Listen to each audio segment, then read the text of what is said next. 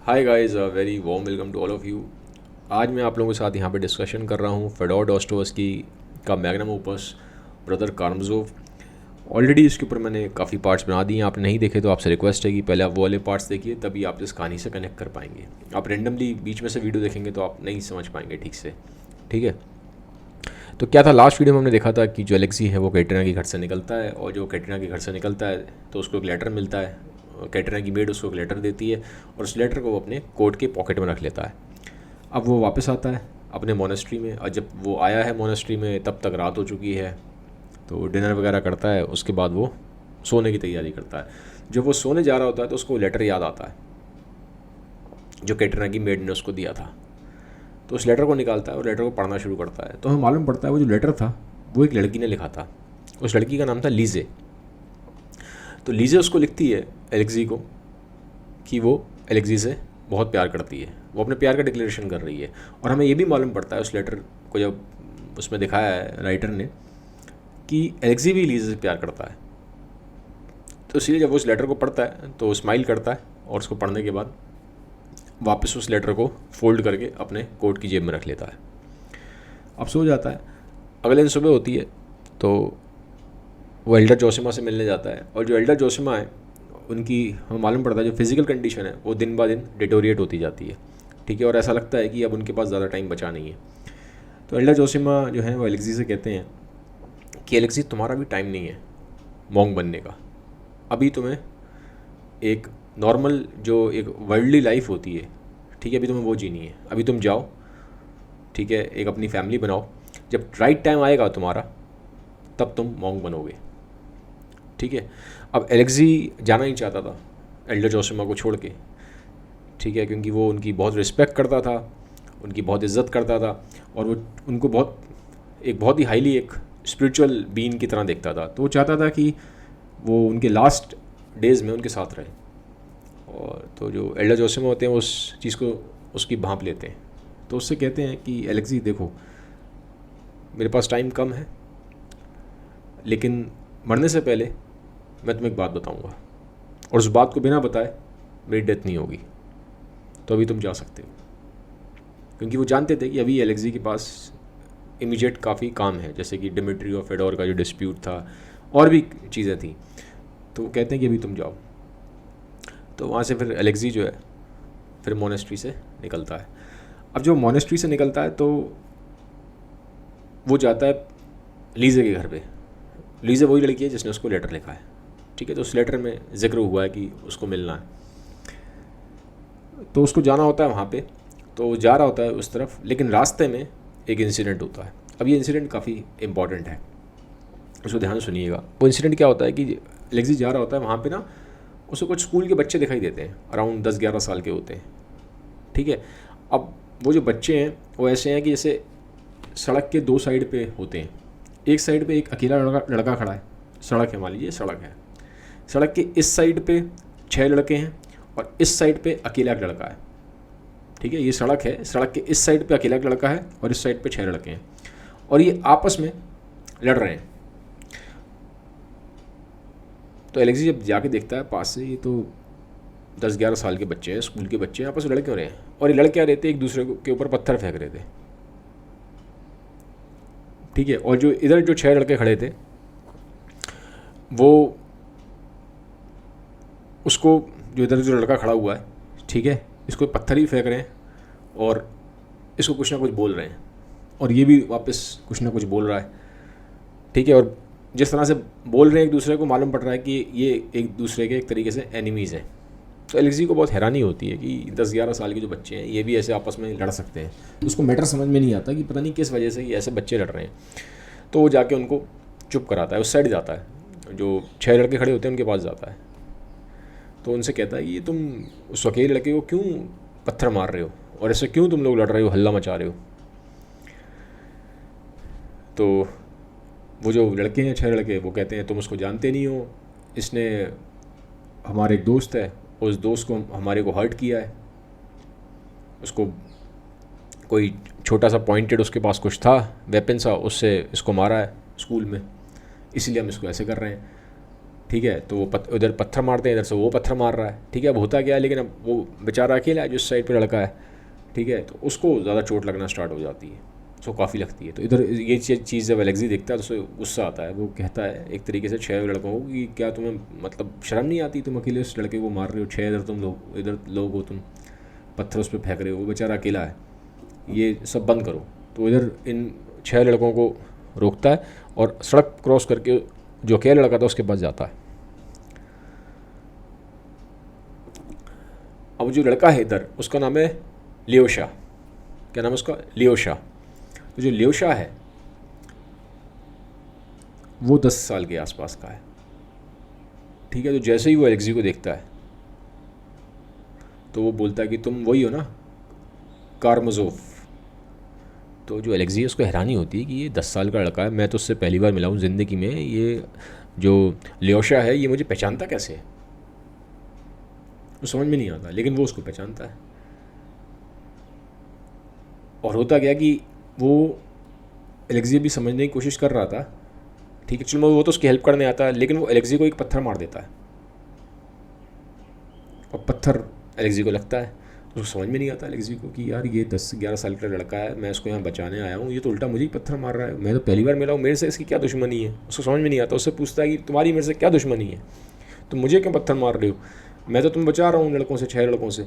तो और पत्थर मारता है। वो कहता है तुम हो कारमजोव, तुम कारमजोव हो, इसलिए पत्थर मार रहा हूँ। उसको समझ में नहीं आता ये क्या चक्कर है, कारमजोव हूँ मैं, मुझे पहचानता, मुझे पत्थर मार रहा है, और ऐसा कह रहा है कि मैं कारमजोव हूँ इसलिए मैं पत्थर मार रहा है। पॉइंट समझ में नहीं आता उसको। इतने में उससे पूछता रहता है तो मुझे क्यों मार रहे हो? तो इतने में एक और पत्थर उठाता है, बड़ा पत्थर उसके सिर पे मारने की कोशिश करता है। तो जो एलेक्सी होता है अपना हाथ बीच में ले आता है जिससे वो बच जाता है, अदरवाइज सीधा उसके सिर पे लगता है। ठीक है, तो लेकिन लगती तो है, उसके हाथ में लग जाती है, एलेक्सी की चोट लगती है।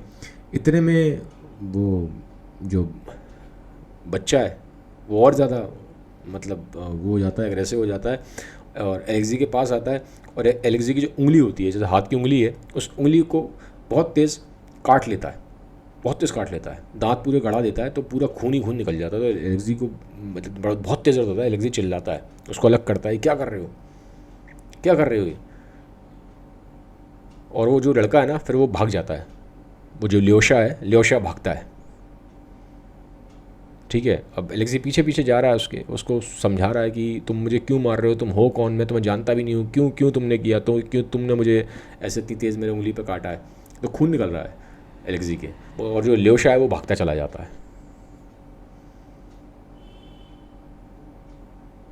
ठीक है, और जब आगे चला जाता है ना, काफ़ी आगे, तो पीछे एक बार मुड़ता है और उससे कहता है कि तुम कारमजो हो, तुम कारमजो हो, और चला जाता है वो। तो अब एलेक्सी को ये चीज़ समझ में नहीं आती कि ये हुआ क्या। 10 साल का बच्चा है, आपस में लड़ रहा है, 6 बच्चों से, 6 लड़के आपस में लड़ रहे हैं, और ऐसे ही इसने, मैं जब उसको बचाने आया तो उसने मुझे पत्थर से मारा, मेरे उंगली पे काट लिया, और बहुत तेज़ काटा था उसने। ठीक है, पूरा उसके खून ही खून निकल रहा था एलेक्सी के, और अब वो चला गया और मुझे ये कह रहा कि तुम कारमजो हो, तुम कारमजो हो। तो समझ में नहीं आता। खैर, वहाँ से फिर उसको समझ में आता नहीं एलेक्सी को क्या होता है, तो वो चला जाता है फिर वहाँ पे जहाँ उसको जाना होता है, वो लीजे के घर जाता है। अब लीजे के घर पे जाता है तो वहाँ पे उसके घर पे लीजे की मदर होती हैं और कैटरीना भी होती है। वहाँ पे कैटरीना भी थी। तो एलेक्सी को पता था कि यहाँ पे ऑलरेडी उसकी मदर है कैटरीना, तो उन सबसे भी उसको था कि एक साथ मैं उन सबसे मिल लूँगा। और जो लीजे से मिलने जाता है तो होता क्या है,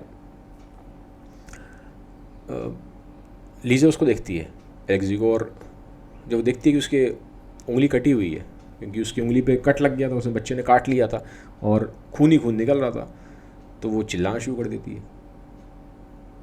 वो कहती है मदर से, अरे मम्मी उसको खून निकल रहा है, एलेक्सी को बहुत बड़ी प्रॉब्लम हो जाएगी, ये हो जाएगा, वो हो जाएगा। मतलब ठीक है, उसके लगी थी, उसके उंगली पे चोट लगी थी, उसको बच्चे ने काटा था, लेकिन ऐसा भी नहीं था कि कोई इतना बड़ा वो हो गया था, ठीक हो जाता। लेकिन वो एकदम से ना उसको पैनिक हो जाता है लीजे को, और बहुत ज़्यादा ओवर रिएक्ट कर देती है।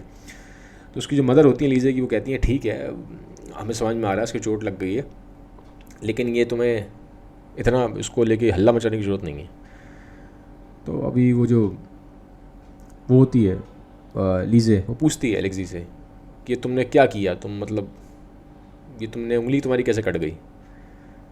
तो बताता है कि ऐसे ऐसे पूरा इंसिडेंट बताता है, बच्चों के साथ मेरा वहाँ बच्चे थे और ऐसे ऐसे मैं गया वहाँ पे, तो एक बच्चे ने मेरी उंगली पर काट लिया।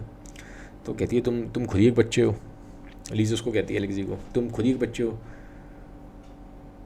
इस तरह से कौन करता है बताओ। तुम 20-21 साल के और 10 साल का बच्चे ने तुम्हारे उंगली पर काट लिया और तुम्हें बेवजह तुम्हें उसने काट लिया, तुम्हें पता ही नहीं क्या करा है। तो वो कहती है तुम तो खुद ही बच्चे हो, तुम कहाँ बच्चों के बीच में चले गए। तो उसकी मदर आती है, इतने मदर उसने उसकी वो पट्टी वट्टी लेने गई थी। तो उसकी मदर को लगता है कि लिज़त और मदर ने ना जनरली जो पट्टी उसको ढूंढ के लानी थी वो जल्दी लानी थी ढूंढ के, लेकिन टाइम बहुत लग जाता है मदर को। तो मदर को लगता है कि लीज़ा ने जानबूझ के पट्टी छुपा दी थी ताकि लीज़ा को एलेक्सी से टाइम मिल जाए बात करने का, क्योंकि इसकी मदर को ही पता था लीज़ा जो है वो एलेक्सी से प्यार करती है, फीलिंग्स है, ठीक है। और जितनी देर उसकी मदर वहाँ नहीं थी, पट्टी वगैरह लेने गई थी, इतनी देर में लीज़ा को बात करने का मौका मिल गया एलेक्सी से। तो उसके लेटर वगैरह के बारे में बात करती है कि वो मैंने तुम्हें लेटर लिखा था, तुमने लेटर पढ़ा, ये है वो है, तुमने क्या सोचा। तो एलेक्सी कहता है हाँ हाँ मैंने सोचा और मेरे अंदर फीलिंग्स है, लेकिन अभी थोड़ा हम रुक के शादी करेंगे, तुम भी थोड़ा बड़ी हो जाओगी, मैं भी बड़ा हो जाऊँगा, तब हम शादी करेंगे, ठीक है। तब तक मैं ये जो मुझे काम है सब निपटाने आई है। तो पर्सनल बातें अपनी वो कर लेती है जितनी देर में उसकी मदर जो पट्टी ढूंढ के लाती है। अब टाइम लगता है मदर को ज़्यादा, जहाँ पट्टी रखी होनी चाहिए थी वहाँ पट्टी रखी नहीं थी। तो मदर कहती है तुमने ये बैंडेज और ये जो तुमने सारा ये जो फर्स्ट एड बॉक्स होता है तुमने कहीं और छुपा के रख दिया था ताकि तुम्हें टाइम मिल जाए बात करने का। और लीज़ा को थोड़ा सा गुस्सा आता है मम्मी पे कि मुझे क्या पता था कि ये अपनी उंगली कटवा के आएगा, मुझे पता था कि इसकी उंगली कट जाएगी, मुझे पहले से मालूम था, मुझे सपने आ रहे थे क्या, आप ऐसी बात करते हो मम्मी। तो मम्मी को वापस वो काउंटर आर्ग्यू करती है। खैर हमें यहाँ पे इतना मालूम पड़ता है, ये जो पूरा मैंने आपको इंसिडेंट बता रहा हूँ, कि जो लीज़ा है वो काफ़ी उसके अंदर स्ट्रॉन्ग फीलिंग्स है एलेक्सी को लेके, कि जब वो देखती है ना कि उसकी उंगली कट गई है तो बहुत ज़्यादा वो पैनिक करती है। पहला उससे मालूम पड़ता है कि फीलिंग्स बहुत उसके अंदर ज़्यादा हैं एलेक्सी को लेके, और सेकंड यहाँ भी मालूम पड़ता है कि कहीं ना कहीं वो एलेक्सी और उन दोनों की शादी हो सकती है। जिस तरह से बात हुई है दोनों की तो साफ दिखाई देता है दोनों के अंदर प्यार है और शादी करेंगे आगे जाके, ये चीज़ मालूम पड़ती है। अब मदर आ जाती है तो मदर कहती है कि यहाँ पे कैटरीना आई हुई है। एलेक्सी हाथ पे उसकी पट्टी वट्टी कर देते हैं, खून रुकना उसका बंद हो जाता है। कहते हैं कि अब ठीक है, एलेक्सी कहता है हाँ ठीक है। तो कहती हैं कि यहाँ पे कैटरीना भी आई हुई है, तो एक काम करो तुम ज़रा कैटरीना से मिल लो, कैटरीना यहाँ पे आई हो तुमसे मिलना चाहती है। और इनफैक्ट यहाँ पे इवान भी है, तुम्हारा जो छोटा भाई है सॉरी बड़ा भाई इवान बीच वाला भाई था, सबसे बड़ा डिमिट्री था, एलेक्सी सबसे छोटा था। तो कहती है कि इवान भी यहाँ पे आया हुआ है, कैटरीना भी है, तो तुम मिल लो, क्योंकि कैटरीना तुमसे मिलना चाहती है और उसको ऐसा लगता है कि ये जो मैटर है कहीं ना कहीं तुम ही सॉल्व कर सकते हो, बाकी कोई सॉल्व कर नहीं पाएगा। और एलेक्सी को लगता है अच्छा इवान भी यहाँ पे, समझ नहीं था इवान यहाँ पे कैसे आ गया। तो एलेक्सी जाता है अंदर, ठीक है। तो वो देखता है कि कैटरीना इवान है वहाँ बैठे हुए हैं। अब वहाँ पे क्या होता है, तो कैटरीना देखती है उसको, वेलकम करती है, वो खुश होती है हमेशा एलेक्सी को देख के। तो उस कैटरीना एलेक्सी से कहती है कि एलेक्सी अब मैं ना अपनी लाइफ को ना एक तरीके से रिनाउंस कर दूँगी, छोड़ दूँगी, सब कुछ छोड़ दूँगी, मतलब जो मैं जैसी जीवन जी रही थी उसको मैं छोड़ दूँगी और मैं कहीं जाके अकेले रहूँगी और मैं ज़िंदगी भर कहीं ना कहीं शादी नहीं करूँगी और डिमिट्री के प्यार की जो मेमोरीज़ हैं मेरे अंदर, जो मेरे अंदर उसको लेके अफेक्शन है, उन्हीं के सहारे जीऊँगी। एक तरीके से अपनी लाइफ को कुर्बान कर रही थी डिमिट्री के लिए। शादी नहीं करेगी, आगे कोई अपनी लव लाइफ नहीं होगी, कुछ नहीं होगा उसका, सिर्फ वो उस जो डिमिट्री के साथ उसका प्यार है उस फीलिंग्स को और उस मेमोरीज़ के सहारे जिएगी। वो ये बात बोलती है कि मैं ऐसा करने जा रही हूँ, उसको बोलती है उसको एलेक्सी को, वो बात बताती है उसको। अब वहाँ पे इवान है, तो इवान कहता है कि कैटरीना को, और इवान देखो मैंने आपको बताया इवान काफ़ी आउटस्पोकन है, बहुत ज़्यादा लॉजिकल है और लॉजिक पे चलता है वो, बहुत ज़्यादा इसमें दिखाई देता है कि वो बहुत ज़्यादा इमोशंस की परवाह नहीं करता। एटलीस्ट ये उसका आउटर अपीयरेंस है, ऐसा दिखाता ज़रूर है दुनिया को कि इतना परवाह नहीं करता।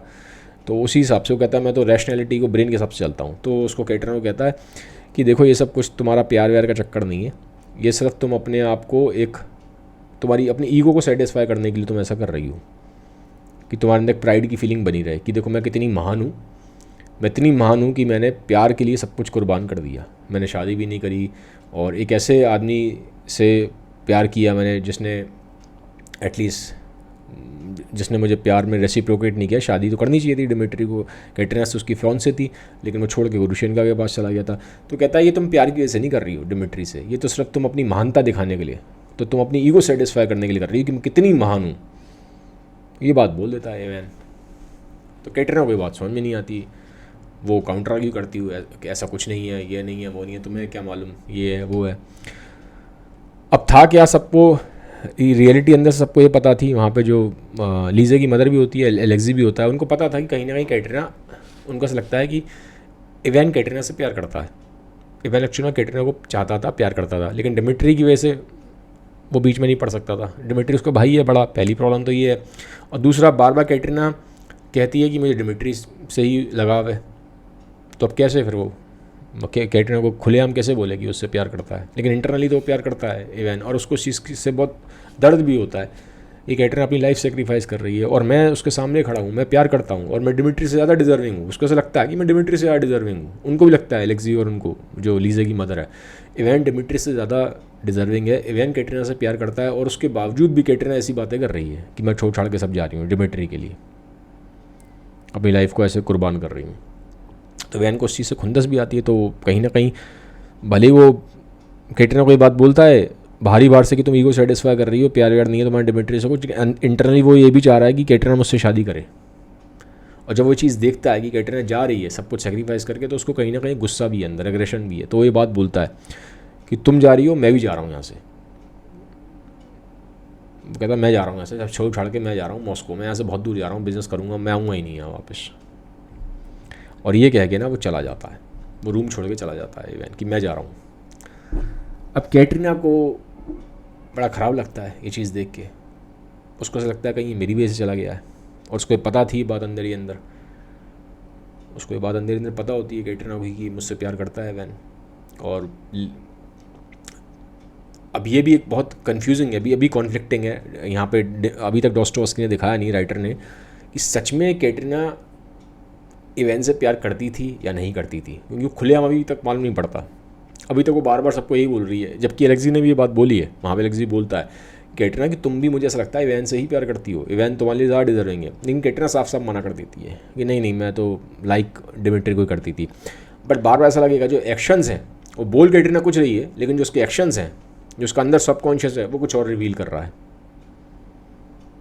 वो अंदर से ऐसा कुछ रिवीलेशन आ रही है कि कहीं ना कहीं वो भी इवैन से ही प्यार करती है, बोल नहीं रही है लेकिन साफ साफ। तो अब इवैन तो चला गया रूम छोड़ के, तो कैटरीना को भी अजीब सा होता है। वो कहती है इसको जाना है तो जाए, ठीक है, अब मैं भी यहाँ से जा रही हूँ, मैं भी अब हमेशा के लिए दूर जा रही हूँ, और मैं जैसे उसने बोला था मैं वैसे ही रहूँगी, मैं एक तरीके से डिमिट्री की फीलिंग्स और प्यार में ही जीऊँगी, लेकिन मैं अब आगे शादी वादी नहीं करूँगी।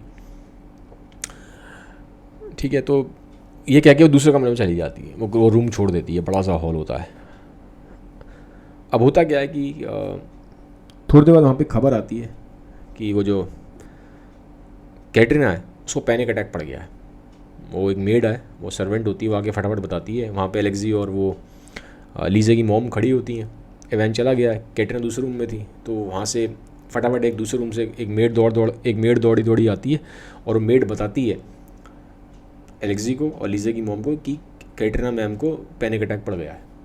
और पैनिक अटैक क्यों पड़ा था, क्योंकि आप देखेंगे ऐसे बहुत बार डॉस्टोवस्की दिखाता है कि जो उसके कैरेक्टर्स हैं उनको फिट्स पड़ते हैं, एक अजीब से दौरे पड़ते हैं, पैनिक अटैक टाइप का पड़ता है। क्यों होता है बार बार, कई जगह उसकी हर एक नॉवल में दिखाई देता है। हर कोई भी आप किताब पढ़ लें, इडियट पढ़ लें, क्राइम एंड पनिशमेंट पढ़ लें, ब्रदर कारामाज़ोव पढ़ लें, उसकी 2-3 वजह मुझे दिखाई देती हैं। पहला तो एक रीज़न ये है कि डॉस्टोवस्की खुद को एपिलेप्सी की प्रॉब्लम थी। पहली दिक्कत तो मतलब पहला मैं बोलूँगा दिक्कत नहीं, मतलब पहली तो ये रीजनिंग यहाँ से आती है, ठीक है, क्योंकि खुद उसने लाइफ में वो दिक्कत फेस की थी। सेकंड ये है कि उसके थ्रू जो सबकॉन्शियस माइंड के अंदर जो कॉन्फ्लिक्ट चलता है वो कैसे हमारे बाहर मैनिफेस्ट होता है ये मालूम पड़ता है। कैटरीना के अंदर ना सबकॉन्शियस में एक कॉन्फ्लिक्ट चल रहा था। कॉन्फ्लिक्ट क्या चल रहा था कि क्या वो इवैन की तरफ जाए या डिमिट्री की तरफ जाए। एक तरफ उसको प्यार भी खींच रहा है, ठीक है, एक तरफ उसको प्राइड भी खींच रही है कि मुझे अपने आप को महान भी दिखाना है। महान भी दिखा दी थी ना अपने आप को, उसकी सबको सेक्रीफाइस कर दूंगी मैं एक ऐसे इंसान के लिए जिसने मुझे वापस प्यार नहीं किया, डिमिट्री ने, तो महानता भी दिखा दी थी।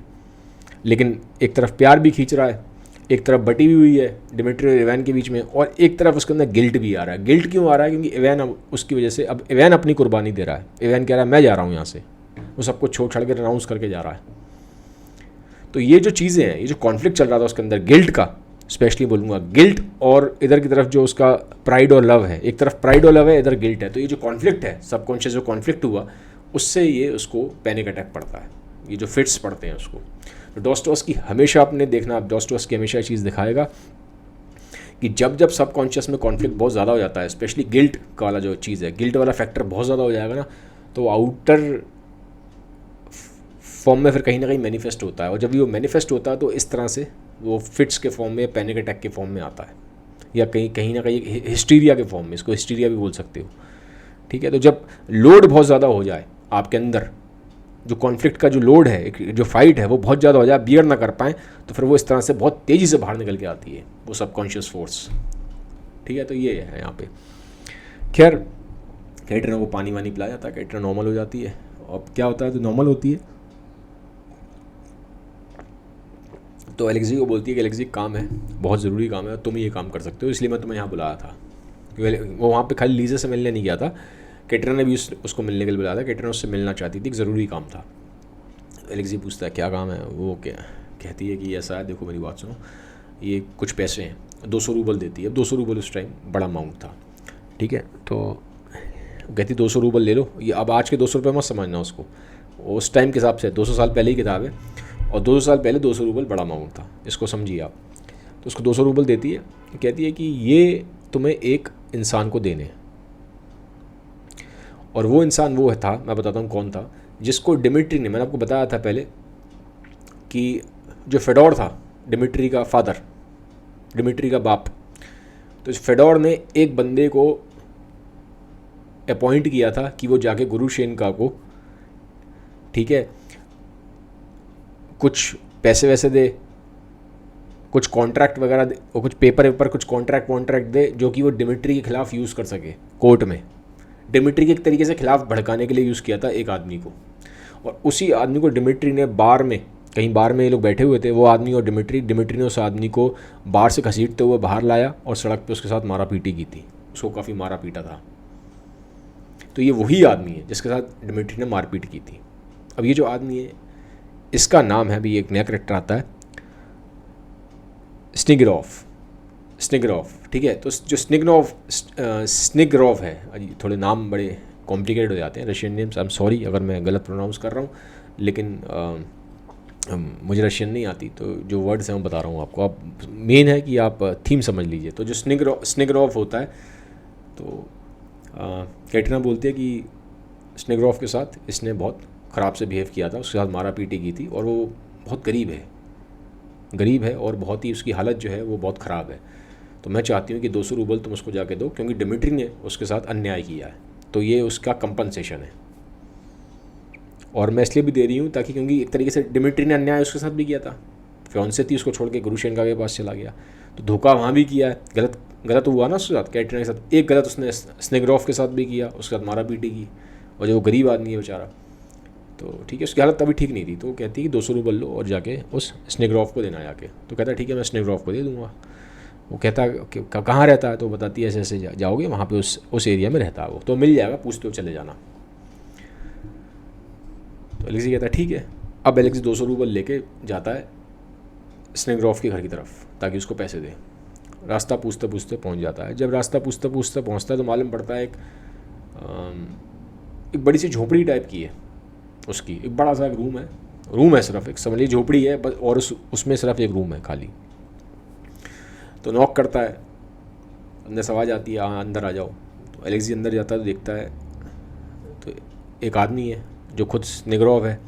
तो एक तरफ स्निगरॉफ है, एक तरफ उसकी वाइफ है और उसकी 2 लड़कियां हैं, ठीक है, और एक उसका लड़का होता है। अब जो उसका लड़का था वो कौन था? लड़का वही लड़का है जिसने एलेक्सी को, 10 साल का बच्चा जिसने एलेक्सी को पत्थर मारा था और उसके उंगली काटी थी, ठीक है, ये वही बच्चा है।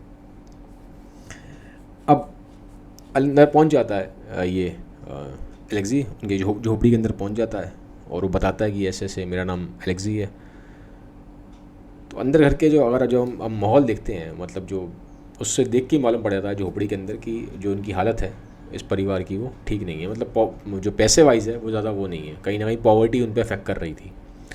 घर की हालत खस्ता है, देख के मालूम पड़ता है। और जो उसकी वाइफ है उसके पैर ख़राब हैं, वो ठीक से चल नहीं सकती। एक लड़की है वो हंच बैग्ड है। हंच बैग मतलब होता है पूरी कमर ऐसे झुकी होती है, तो कुछ पीछे स्पाइन में प्रॉब्लम होती है। और एक लड़की है वो परेशान सी दिख रही है, उसका नाम बारबरा करके, वो परेशान है। और जो लड़का है उसका ल्योशा 10 साल का जो है वो फीवर में है, उसकी तबीयत ख़राब है, उसको फीवर चढ़ गया है। तो अब उसको देख के समझ में तो पहचान तो जाता ही है एलेक्सी की, इसी ने मुझे काटा था और इसी ने मुझे पत्थर वगैरह मारे थे। तो उसको समझ में नहीं आता, लेकिन कनेक्शन क्यों हुआ उसको समझ में नहीं आया। बट थोड़ा थोड़ा उसको अंदाज़ा लग जाता है कि कहीं ना कहीं जो मेरा बड़ा भाई है डिमिट्री, उसने उसके फादर को मारा था। कहीं ना कहीं वो जो छोटा बच्चा है वो बदला ले रहा था अपने फादर के साथ जो हुआ डिमिट्री ने किया एलेक्सी से, क्योंकि एलेक्सी भी उसका भाई है डिमिट्री का, तो इंडायरेक्टली बदला ले रहा था। तो उसको थोड़ा अंदाज़ा तो लग जाता है जब वो देखता है उसको क्या कहते हैं ल्योशा को वहाँ पे। अब क्या होता है, वो जो स्निग्रोव उसको बहुत अच्छे से वेलकम करता है एलेक्सी को, कहता है बैठिए, बात करता है उससे। और जो एक लड़की है जो मैंने बताया था बारबरा, वो थोड़ा परेशान सी है, लेकिन वो हमेशा ना आप देखेंगे स्निग्रोव पे सरकास्टिक कमेंट करती है और उसको क्रिटिसाइज़ करती है। अपने ही जो बाप है, अपना ही फादर है, उसको क्रिटिसाइज़ करती है। वो बार बोलती है कि जो स्निग्रोव है वो अपने आप को एज अ जोकर पेश करता है, क्लाउन है ये, अपने आप को जोकर पेश करता रहता है, ठीक है।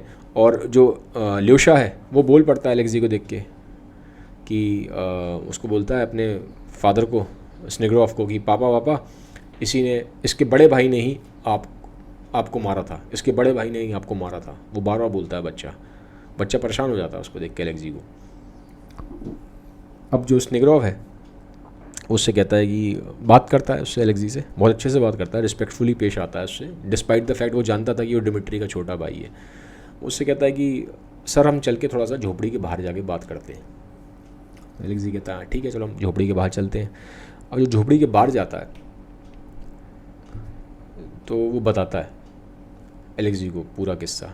वो कहता है कि कैसे तुम्हारे बड़े भाई ने, डिमिट्री ने, मुझे ऐसे, मैं बार में बैठा हुआ था, मुझे बाहर घसीटा, उसकी दाढ़ी होती है लंबी सी स्निग्रोव की, दाढ़ी के से मुझे खींचा बाहर और मुझे खूब मारा, मेरे साथ हाथापाई करी। और मेरा जो छोटा बच्चा था, ये जो है ल्योशा, ये अपने जो उसके 6 दोस्त थे जो उससे लड़ रहे थे, पीछे हमने कहानी बताया आपको, ये अपने दोस्तों के साथ वहाँ से स्कूल से वापस आ रहा था और उसने देख लिया था इंसिडेंट कि डिमिट्री उसके फादर को मार रहा है, स्निग्रोव को मार रहा है। तो वो जब मार रहा था डिमिट्री स्निग्रोव को, तो ये जाता है बीच बचाव करने की कोशिश करता है। छोटा सा बच्चा है, देखिए 10 साल का बच्चा है वो, ल्योशा 10 साल का है। वो जाता है बीच में और उसको हटाने की कोशिश करता है कि मेरे पापा को छोड़ दो, मेरे पापा को छोड़ दो, लेकिन डिमिट्री को समझ में नहीं आता।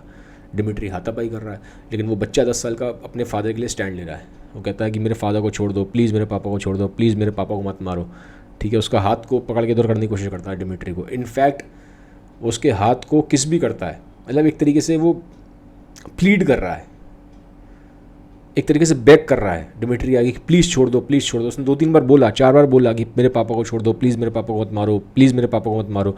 जब वो नहीं माना तब उसने उसके हाथ पे किस किया ताकि शायद चलो अब तो मान जाए। एक तरह से वो बेग कर रहा था कि छोड़ दो मेरे पापा को, छोड़ दो, लेकिन वो नहीं छोड़ता डिमिट्री। तो बहुत परेशान होता है वो। तो वो बताता है स्निग्रोव की कैसे जो मेरा बच्चा उस पर इतना इम्पैक्ट पड़ा था इस चीज़ का, वो बहुत परेशान हुआ था इस चीज़ को लेके। और वो बताता है कैसे उसके बाद उसकी लाइफ कैसे नरक बन गई उस बच्चे की, क्योंकि जब वो स्कूल जाता था तो जो उसके साथ के जो लड़के थे उन्होंने भी देखा था, वो भी वहाँ थे, तो उसको छेड़ते हैं ल्योशा को, उससे कहते हैं, जब भी 10-11 साल के हैं, वो सारे मिलके उसके 6 के 6 लड़के होते हैं, सारे मिलके उसको छेड़ते हैं। वो कहते हैं कि हमने तो सुना है कि डिमिट्री ने तेरे फादर को चैलेंज किया है एक ड्यूअल के लिए। रशिया में ड्यूअल बहुत होते थे उस टाइम में। ड्यूअल मतलब क्या होता है, 1-on-1 फाइट होती है, 1-on-1। ठीक है, आप हैं और सामने एक आदमी है, ओपोनेंट है आपका, आप दोनों 1-on-1 फाइट करोगे, या वो फिजिकल फाइट होगी, या वो पिस्टल से होती है फाइट, या तलवारों से होती है, ठीक है, लेकिन 1-on-1 फाइट होती थी। तो वो कहता है कि वो बताता है स्नेगरोव कि कैसे जो उसके स्कूल के लड़के थे साथ के, ल्यूशा के, वो उसको चिढ़ाते थे कि हमने तो सुना है जो डिमिट्री ने तेरे पापा को 1-on-1 फाइट के लिए चैलेंज किया है, तो तेरे पापा लड़ते क्यों नहीं है? डरपोक है वो, तो तू तो डरपोक की वो है, डरपोक की औलाद है तू। इस तरह से कह के ना उसको डेरोगेटरी वर्ड्स उसको कहते हैं। वो बच्चा है छोटा सा, तो ख़राब लगता है बहुत कि उसके पापा के बारे में लोग ऐसी बातें कर रहे हैं, उल्टी सीधी बातें करते हैं, तो वो उनसे भिड़ जाता है, वो हाथापाई कर लेता है। इसीलिए उसके पास एक छोटा सा एक समझ नेल कटर होता है, नेल कटर टाइप का होता है, उससे वो एक जो लड़का बोलता है ये बात उसके फादर के बारे में कि तू ऐसा है, तेरे पापा डरपोक हैं, तू डरपोक की औलाद है, तो वो उस बच्चे को ना नेल कटर से काट देता है, ऐसे करके कट मार देता है हाथ वाथ पे। तो अब वो जब लड़के उनको गुस्सा आ जाता है, वो फिर हाथापाई करते हैं, तो वहीं से इनकी लड़ाई शुरू हो जाती है आपस में। लेकिन ये अपने फादर के लिए स्टैंड लेता है, अपने बाप के लिए स्टैंड लेता है, प्यार बहुत करता था। जो ल्यूशा है स्नेगरोव से बहुत प्यार करता है। तो ये स्नेगरोव ये बातें एलेक्सी को बता रहा है कि ऐसे ऐसे ये मैटर था। तो बताता है कि जब ये जिस दिन ये बात हुई स्कूल में, तो घर पे आके उसको फीवर हो गया। जब ये सब बातें बोली गई, भाई वो बच्चा है यार, 10 साल का बच्चा है, ठीक है, और थे तो वो भी बच्चे ही, 10 साल के बच्चे थे। लेकिन क्या होता है, वो बता रहा है स्नेगरोव कि बच्चे अपने आप में तो बच्चे हैं इंडिविजुअली, लेकिन जब ये इकट्ठे हो जाते हैं ना सारे, तो फिर ये बच्चे ही रहते, फिर ये बहुत शैतान हो जाते हैं। इंटेंशन भले ही ख़राब नहीं होती, लेकिन फिर आदमी का दिमाग अलग तरीके चलना शुरू हो जाता है। जब इकट्ठे हो जाते हैं तो अलग तरीके चलता है। तो बताता है ऐसे ऐसे इसको बुरा लगा और ये ऐसे ऐसे झगड़ा हुआ इसका, जबकि पहले वो उसके दोस्त ही थे, लेकिन झगड़ा हो जाता है और इसको काफ़ी ख़राब लगा, उसको बड़ी बेइज्जती लगी। घर पे आया, उसको फीवर हो गया, तब से इसको फीवर है, इसका फीवर ठीक नहीं हुआ है। तो कहता है मैंने इसका मूड सहलाने के लिए, इसका मूड बहलाने के लिए इसको बाहर लेके आया झोपड़ी की, और मैं इसको घुमाने फिराने ले जाता था, और घूमते घूमते मेरे से बात करता था। मैं इसको पूछता था कि पापा वो आपको 1-on-1 फाइट के लिए चैलेंज करता है और ड्यूल के लिए चैलेंज करता है, तो आप उससे ड्यूल करते क्यों नहीं हो? तो अब वो बताता है स्नेगरोव एलेक्सी को कि मैंने ड्यूल क्यों नहीं किया डिमिट्री से। वो कहता है देखो, मेरे पीछे मेरे बीवी है और मेरे 3 बच्चे हैं, 2 लड़कियां हैं और 1 लड़का है, इनका कौन ख्याल रखेगा मुझे बताओ, अगर मुझे चोट लग जाए। वैसे तो ड्यूल में होता था ज़्यादातर या तो चोट लगती थी बहुत ख़राब, या आदमी मर जाता था। वो कहता है अगर मर गया तो उनका कौन ध्यान रखेगा, और अगर मुझे चोट ज़्यादा लग गई, मान लो मैं फिजिकली हैंडीकैप हो गया, कुछ प्रॉब्लम हो गई, तो भी कौन ध्यान रखेगा यार, खाली पूरे घर को खिलाने पिलाने वाला मैं ही हूँ, ठीक है। तो वो कहता है कि आप बताओ, मैं नहीं कर सकता ड्यूल उसके साथ, डिमिट्री के साथ, मेरे लिए स्टेक पे बहुत कुछ है। तो एलेक्सी को बताता है। तो अब जो बच्चा उसका पूछता है उससे, स्नेगरोव से, ठीक है, कि जब वो लोग घूमने जाते हैं, वो यूँ बता रहा है ना एलेक्सी को, अपनी कहानी बता रहा है कि कैसे जो ल्यूशा था उसके साथ वो घूमने गया था एक दिन, उसको फीवर था तो उसको घुमाने ले गया था ल्यूशा को, ताकि उसका मन थोड़ा बहल जाए। परेशान था वो अपने स्कूल के बच्चों की जो इंसिडेंट हुआ था। तो वो बताता है उसको कि क्या कहते, जब मेरे बच्चे ने पूछा कि मैंने ड्यूल क्यों नहीं किया, तो मैंने उसको बोला बेटा मैं ड्यूल नहीं कर सकता, ठीक है, ये चीज़ ठीक नहीं है। तो वो छोटा सा बच्चा है, देखिए आप, वो बोलता है 10 साल का कि पापा जब मैं बड़ा हो जाऊँगा ना, तब मैं डिमिट्री के साथ ड्यूल करूँगा, तब मैं उसको चैलेंज करूँगा ड्यूल के लिए। तो ये बात जब हो रही होती है, धीरे धीरे बात करते करते ना वो आगे निकल जाते हैं और एक पत्थर पर बैठ जाते हैं। एक बड़ा सा पत्थर है, पत्थर पे जाके बैठ जाते हैं, रॉक होती है, रॉक पे बैठ जाते हैं। अब ऑलमोस्ट शाम के ढलने का टाइम था, हवा थोड़ा वहाँ तेज़ हो जाती है, और रशिया में तो आपको पता ही ठंड ज़्यादा रहती है। तो काफ़ी देर तक ये दोनों बोलते नहीं हैं, जो बाप बेटा है वहाँ बैठ जाते हैं, उसको जो हवा है उसको फील करते हैं। कहीं ना कहीं वो परेशान तो थे, दोनों ही परेशान थे। थोड़ी देर बाद वो बोलता है कि पापा मैं ड्यूल करूँगा उसके साथ, मैं आपके अपमान का बदला लूँगा, मैं छोड़ूंगा नहीं उसको, डिमिट्री को, उसने जो आपके साथ किया। तो जो उसके वो स्नेगरोव कहता है कि बेटा ये ठीक नहीं है, हमें किसी को हर्ट नहीं करना चाहिए, भले ही वो हमारा दुश्मन भी हो तो भी हमें ऐसे इतना वॉयलेंस नहीं करना चाहिए, वॉयलेंस अच्छी चीज़ नहीं है। वो समझाने की कोशिश करते हैं बच्चे को कि वॉयलेंस इज़ नॉट गुड, हमें किसी के साथ ऐसा नहीं करना चाहिए, हार्म नहीं करना चाहिए। अब बच्चे का अपना दिमाग है, लेकिन उसका अंदर गुस्सा बहुत है उस चीज़ को लेकर। उस जो इंसिडेंट उसने देखा था उसका बहुत ज़्यादा उसके पास साइकोलॉजिकल ट्रॉमा था, अपने बाप को ऐसे पिटते हुए देखना हर आदमी को पागल कर सकता है। और वो छोटा सा बच्चा है, इमोशनली बहुत ज़्यादा सेंसिटिव होता है बच्चा। तो कहता है कि बोलता है कि पापा ठीक है, मैं काम करूँगा, तलवार से लड़ेंगे हम दोनों। मैं उसकी तलवार ऐसे करके गिरा दूँगा साइड में, उसको लिटा दूँगा, ठीक है, और उसको पास जाऊँगा, ठीक है, और तलवार उसके ऐसे लगा दूँगा गले पे, और उसको बोलूँगा कि मैं चाहूँ तो डिमिट्री अब तुझे मार सकता हूँ, मैं जीत गया, मैं तुझे मार सकता हूँ, मैं तुझे ख़त्म कर सकता हूँ, लेकिन बजाय इसके कि मैं तुझे मार सकता हूँ, आज मैं जीत गया हूँ, फिर भी मैं तुझे माफ़ करता हूँ। और फिर मैं उसको माफ़ कर दूँगा, लेकिन मैं उसकी बेइज्जती ठीक से करूँगा, उसको हरा के दम लूँगा मैं। भले ही मैं उसको वॉयलेंस नहीं करूँगा, आपने ऐसा बोला मुझे वॉयलेंस नहीं करना चाहिए, मैं नहीं करूँगा, पर मैं उसकी बेइज्जती ज़रूर करूँगा। उसको ड्यूल के लिए चैलेंज करूँगा, तलवार लेके जाऊँगा, उसकी तलवार को मैं ऐसे फेंक दूँगा अपनी तलवार से, मैं इतना अच्छा फाइटर बन जाऊँगा, उसको ज़मीन पर गिरा दूँगा, तलवार उसके गले पे लगाऊंगा और बोलूँगा डिमिट्री तुम्हें अभी चाहूँ तो ख़त्म कर दूँ, मैं तुम्हें मार सकता हूँ, मैं जीत गया हूँ, मैंने अपनी बेइज्जती का बदला लिया अपने पापा की, लेकिन फिर भी मैं तुम्हें माफ़ करता हूँ, मैं अपना बड़प्पन दिखाऊंगा। फिर आपने जो बात बोली है कि हमें वॉयलेंस नहीं करना चाहिए, इसलिए मैं वॉयलेंस नहीं करूँगा। जैसे ही वो बच्चा बात बोलता है ना, तो थोड़ी देर बाद दोनों जो बाप बेटा है ना वो गले लग जाते हैं और रोना शुरू कर देते हैं, दोनों रोते हैं, बहुत रोते हैं। तो ये बातें ना देखो स्नेगरोव उसको बता रहा है, उसको एलेक्सी को, कि कहीं ना कहीं जो बताता है कितना बड़ा साइकोलॉजिकल ट्रॉमा था। एलेक्सी ये बात सुनता है, एलेक्सी को बहुत ख़राब लगता है, बहुत ख़राब लगता है डिमिट्री के ऊपर। वो कहता है कि आप टेंशन मत लीजिए, मैं डिमिट्री को बुलाऊंगा और उसी चौराहे पे जहाँ पे उसने आपके साथ मारा पीटी करी है, उसी चौराहे पे घुटनों के दम पे अपने बैठ के डिमिट्री घुटनों के बल पे बैठेगा और माफ़ी मांगेगा। Bow down, he will kneel down, he will bow down and he will ask sorry from you. वो अपॉलॉजी मांगेगा, पब्लिक अपॉलॉजी दिलवाऊंगा मैं। एलेक्सी बात बोलता है और वो फिर उसको बात बोलता है एलेक्सी बाद में।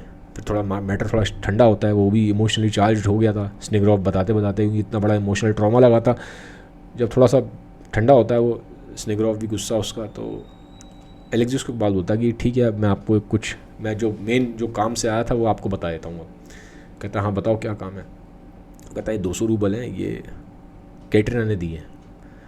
तो वो बताता है कि कैटरीना जो है वो डिमिट्री की फियांसी थी, लेकिन उससे उसका ब्रेकअप हो गया। तो जैसे डिमिट्री ने आप लोगों के साथ ख़राब किया है, ख़राब उसने कैटरीना के साथ भी किया है। तो कैटरीना आपको अपना एक भाई मानती है और एज अ ब्रदर उसने आपको हेल्प करने के लिए दिया है 200 रूबल। और वो पैसे देखता है 200 रूबल, वो अपने हाथ में पकड़ता है रूबल, एलेक्सी उसको देता है तो उसके पकड़ लेता है उसको हाथ में 200 रूबल के नोट को, और देख के खुश होता है। वो कहता है वाह कितनी अच्छी बात है, कैटरीना नाम फेमस था, कैटरीना ने मुझे अपना भाई माना, मुझे बड़प्पन दिखाया, मुझे पैसे दिए, अब इससे तो देखो सब कुछ ठीक हो जाएगा, मेरी बीवी का इलाज हो जाएगा। बीवी के पैर ख़राब थे और मेरी जो लड़की है, एक लड़की की स्पाइन में दिक्कत थी, हंच्ड बैक थी, वो भी ठीक हो जाएगी।